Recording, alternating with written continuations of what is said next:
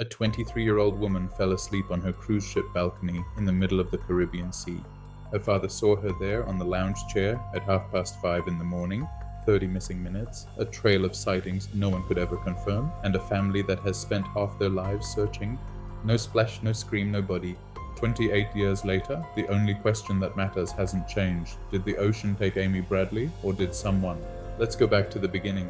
In March 1998, the Bradley family from Virginia boarded the Royal Caribbean cruise ship Rhapsody of the Seas. It was a celebration. Amy had just finished college and landed a job, and the family wanted one last trip together. Amy was athletic, sharp, a strong swimmer, the kind of person who does not just vanish. On the night of March 23rd, Amy and her brother Brad stayed up late, dancing with members of the ship's band at a deck party. An ordinary, happy night. Around 3:40 in the morning, they went back to the family cabin.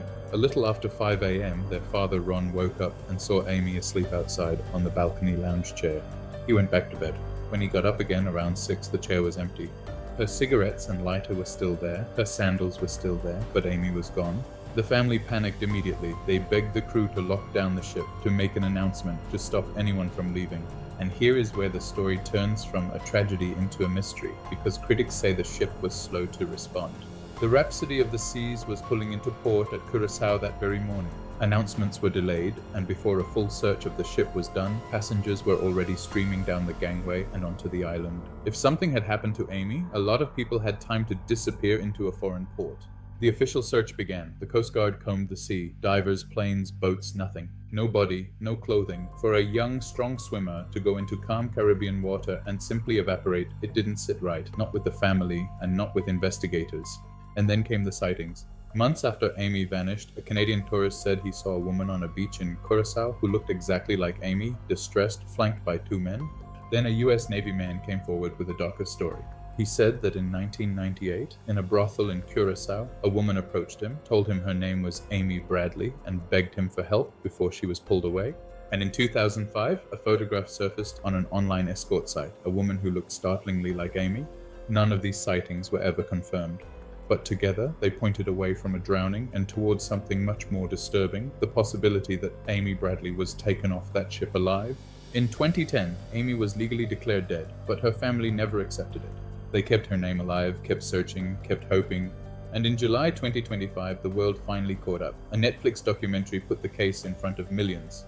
Tips flooded in by the thousands, the FBI's investigation gained new life, persons of interest with alleged trafficking connections were questioned, and investigators began chasing a haunting new lead that Amy may even have had a child. As of today, the case is still open, still unsolved.